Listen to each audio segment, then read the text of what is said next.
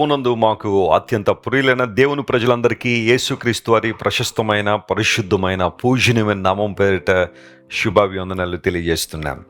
Rajahmundry Christ worship సెంటర్లో చక్కని స్తుతి ఆరాధన ప్రతి ఆదివారం జరుగుతూ ఉంటుంది. బ్లెస్సీ వెస్లీ గారు మరియు మన చర్చ్లో ఉన్న గాయక బృందం చాలా చక్కగా పాటలు పాడుతున్నప్పుడు అనేక మంది ఆత్మలో పరవశిస్తూ దేవునిలో బలపడుతూ ఉంటారు. నేను గమనిస్తుంటాను, కొంతమంది ఆరాధిస్తుండగానే తమ కన్నీటిని దేవుని సన్నిధిలో ఒలికిస్తూ ఉంటారు. కృతజ్ఞతతో కూడిన కన్నీరు అన్నమాట. ప్రభువును ఆరాధించడంలో, ఆయన్ను ఎగ్జాల్ట్ చేయడంలో ఉన్న సంతృప్తి అది. అయితే ఆ పాటల్లో పాట ఏంటంటే, లోకములో ఉన్న వారికన్నా నా యేసు గొప్పవాడు, నా యేసు మంచివాడు, నా యేసు పూజనీయుడు అనే పాట నాకు చాలా ఇష్టమైన పాట. అవును, మన దేవుడు అందరికన్నా మంచివాడు, అందరికన్నా గొప్పవాడు. దైవిక లక్షణమే అది. మనుషులందరికన్నా ఉన్నతుడైన దేవుడు మనుషుల మంచితనం కన్నా ఉన్నతమైన మంచితనం అని కలిగి ఉంటారు. Hour God is good. ఆయన స్వభావ సిద్ధంగా మంచివాడు. ఆయన మంచివాడుగా ఉండడానికి నటించాల్సిన అవసరం లేదు. నటించేదో పేరు పొందాలన్న ఆశ ఆయనకు ఉండదు. ఆయన స్వభావ సిద్ధంగా మంచివాడు అంతే. ఆయన ఏది చేసినా మన జీవితంలో తన మంచితనంతోనే చేస్తారనే విషయాన్ని గ్రహించడం క్రైస్తవ జీవితంలో చాలా ప్రాముఖ్యమైన అంశం. ప్రతిరోజు ఉదయాన్నే లేచిన తర్వాత ఒక వాగ్దానాన్ని బైబిల్లోంచి మనం ధ్యానం చేస్తున్నాం. ఈ వాగ్దాన సందేశాలు మీకు ఆత్మలో ఉపయోగకరంగానూ ప్రయోజనకరంగానూ ఉన్నాయని నేను విశ్వసించి ప్రభువును స్తుతిస్తున్నాను. ఈరోజు వాగ్దానంగా ఆదికాండము 29వ అధ్యాయము 32వ వచనాన్ని చదువుకుందాం. Genesis chapter 29 and verse 32. లేయా గర్భవతి అయి కుమారుని కని, యెహోవా నా శ్రమను చూచియున్నాడు గనుక నా పెనిమిటి నన్ను ప్రేమించును గదా అనుకుని అతనికి రూబేను అను పేరు పెట్టెను. రూబేను అనే మాటకు బిహోల్డ్ ఎ సన్, ఇదిగో కుమారుడు అని అర్థం. బిహోల్డ్ ఎ సన్. యాకోబు జీవిత ప్రస్థానాన్ని బైబిల్ గ్రంథంలో చాలా క్షుణ్ణంగా మనం చదవచ్చు. కొంతమంది జీవితాలు పుట్టుక నుండి మరణం వరకు కూడా ఎవ్రీ డీటెయిల్ బైబిల్లో మనం చూస్తాం. అందులో చాలా ప్రధానమైన వాడు యాకోబు. యాకోబు బాల్యం దగ్గర నుండి మరణించేంత వరకు కూడా 147 సంవత్సరాల జీవిత యాత్ర బైబిల్లో చాలా స్పష్టంగా మనం చూస్తున్నాం. అయితే యాకోబు వివాహ వయసుకు వచ్చిన తర్వాత పెళ్లి చేసుకున్నప్పుడు రాహేల్ని పెళ్లి చేసుకుందాం అనుకున్నాడు. ఆ దేశ మర్యాద చొప్పున అక్కకు పెండ్లి అవ్వకుండా చెల్లికి అవ్వకూడదు కాబట్టి ముందు అక్కని ఇచ్చి పెళ్లి చేశారు. అంటే యాకోబుకు లేయాను ఇచ్చి పెళ్లి చేశారు. యాకోబు దృష్టి అంతానేమో రాహేల్ మీద ఉంది. కానీ లేయా యాకోబు భార్యగా ఇవ్వబడింది కాబట్టి యాకోబు లేయాలను దేవుడు ప్రేమించి వారికి కుమారుని ఇచ్చాడు. ఆ కుమారుడికి ఏం పేరు పెట్టాలి, ఈ కుమారుడిని బట్టి నేను ఎలా దేవుని స్తుతించాలి, లేదా ఏ పేరు పెట్టాలి అని లేయా ఆలోచన చేసినప్పుడు చక్కని పేరును ఆమె పెట్టింది. బైబిల్ గ్రంథంలో లేయాకు దేవుడు 6 బిడ్డలను ఇచ్చాడు. ఈ 6 బిడ్డలకి కూడా లేయా చక్కని పేర్లు పెట్టింది. తన దాసి వలన అనుగ్రహింపబడిన మరొక ఇద్దరికి కూడా లేయా పేర్లు పెట్టింది అనుకోండి. అయితే లేయా మొట్టమొదటి కుమారుణ్ణి చూసి దేవుడు నా శ్రమను చూశాడు, నా కష్టాన్ని చూశాడు, నా మానసిక సంఘర్షణ దేవుడు చూశాడు. అంటే లేయా బహుశా ద్వేషానికి గురై ఉండొచ్చు, లేయా కొంచెం అసహ్యత గురై ఉండొచ్చు, ఆమెకు జబ్బుడు కండ్లు ఉన్నాయని బైబిల్లో రాయబడింది. యాకోబు ఆమెను అంతగా ప్రేమించి ఉండకపోవచ్చు.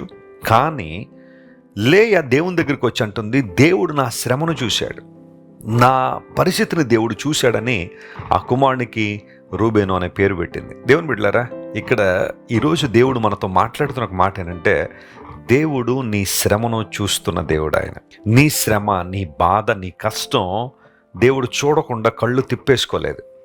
చాలామంది అనుకుంటారు దేవుడు నన్ను చూడడం లేదేమోనని. ఆయన ఎక్కడో ఉంటారండి పరలోకంలో, చాలా బిజీగా ఉంటారు. ఆయన చుట్టూ దూతలు, ఆయనకి ఎన్నో బాధ్యతలు, ప్రపంచంలో ఎన్ని కోట్ల మంది ప్రజలు. మరి ప్రజలేనా? ప్రాణులు, జీవులు, నేలను పాకే పురుగులు, కంటికి కనబడిన సూక్ష్మ జీవులు, ఇవన్నీ కూడా దేవుని మీద ఆధారపడి ఉంటాయి కదా. వాటన్నిటిని చూసుకోవడం దేవుడు చాలా బిజీ. అందరూ బట్టి నన్ను ఏం పట్టించుకుంటారండి, నా శ్రమను ఏం చూస్తాడని చెప్పి కొంతమంది మాట్లాడుతుంటారు.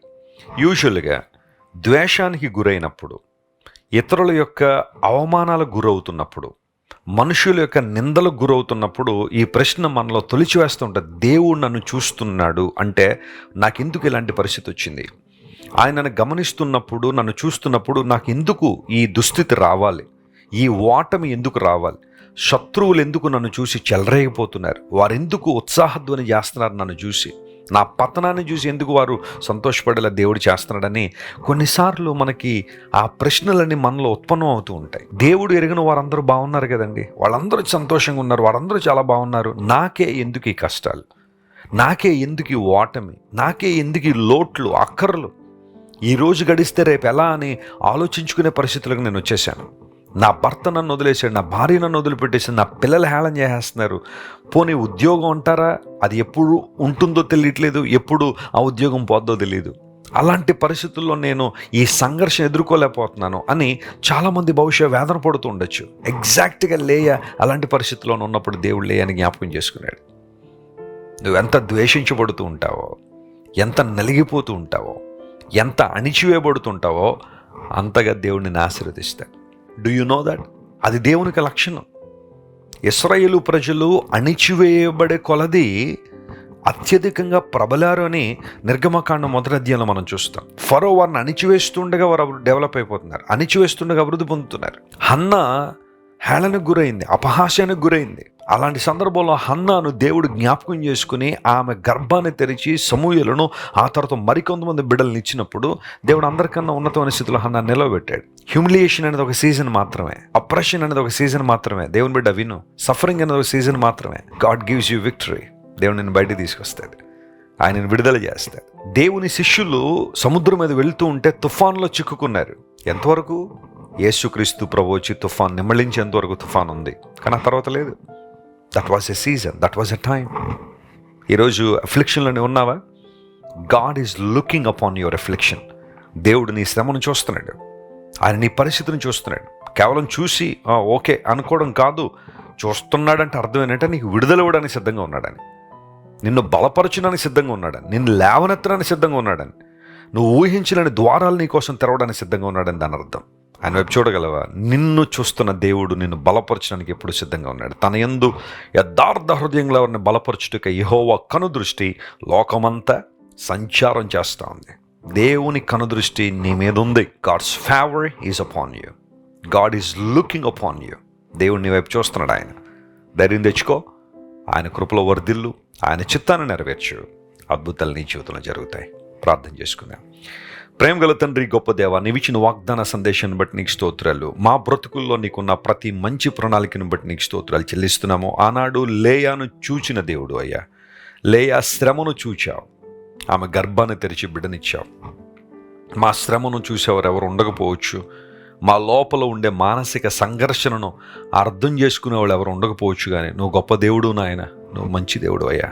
మా పట్ల నీకున్న ప్రతి ఉత్తమమైన సర్వోత్తమమైన ప్రణాళికలను బట్టి నీకు వందనాలు.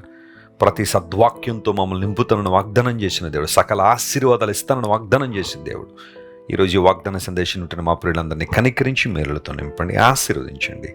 యేసు నామం పేరిట అడుగుచున్నాం తండ్రి, amen, amen. God bless you dear friends. Have a wonderful day. దేవుడు మిమ్మల్ని దీవించును గాక. క్రైస్ట్ వర్షిప్ సెంటర్ ఓ బలమైన సంఘ ఉద్యమం. కొన్ని సంవత్సరాల క్రితం కేవలం 2 ప్రారంభించబడిన పరిచర్య నేడు ప్రపంచవ్యాప్తంగా లక్షలాది మందిని ప్రభావితం చేయుచున్నది. రాజమండ్రి, సికింద్రాబాద్, బెంగళూరు, చెన్నై, నెల్లూరు, దుబాయ్, బహ్రైన్, కరీంనగర్, విశాఖపట్నం, గద్వాల్, కొవ్వూరు, మలకపల్లి, శ్రీలంక, భూటాన్, అడ్డతీగల, పాలమూరు, ఒంగోలు, బళ్ళారి, కోరుకొండ, పోతవరం, నల్లజర్ల, వెంకటరామయ్యగూడెం, మచిలీపట్నం, ఇందిరానగర్లతో పాటు అనేక గ్రామాల్లో క్రైస్ట్ వర్షిప్ సెంటర్ ఆరాధనలు జరుగుచున్నవి. వాక్య సంబంధమైన ఉద్యమంలో, పరిశుద్ధాత్మ సంరక్షణలో కొనసాగాలనుకునే ప్రతి ఒక్కరికి మా ప్రేమపూర్వక ఆహ్వానాన్ని అందిస్తున్నాము. రండి, ఆత్మతో సత్యముతో ప్రభువైన యేసుక్రీస్తును ఆరాధిద్దాం. మీరు ఇంతవరకు విన్న దైవ సందేశం మరియు దేవుని సేవకులు చేసిన ప్రార్థన మీకు ఆశీర్వాదకరముగా ఉన్నదని విశ్వసించుచున్నాము. ఈ సందేశాన్ని మీ స్నేహితులకు, బంధువులకు షేర్ చేయండి. మీకు ఏదైనా ప్రార్థన అవసరత ఉన్నచో మా ఫోన్ నంబర్లకు కాల్ చేయండి. దేవుడు మిమ్మల్ని ప్రేరేపిస్తే విశ్వాసంతో సాగుచున్న ఈ పరిచర్యను ప్రోత్సహించండి. మరిన్ని వర్తమానాలు, పాటలు వినుటకు జాన్ వెస్లీ మినిస్ట్రీస్ అను మా యూట్యూబ్ ఛానల్ను సబ్స్క్రైబ్ చేసుకొనండి. ప్రభువైన యేసుక్రీస్తు కృప మీకు తోడైండును గాక.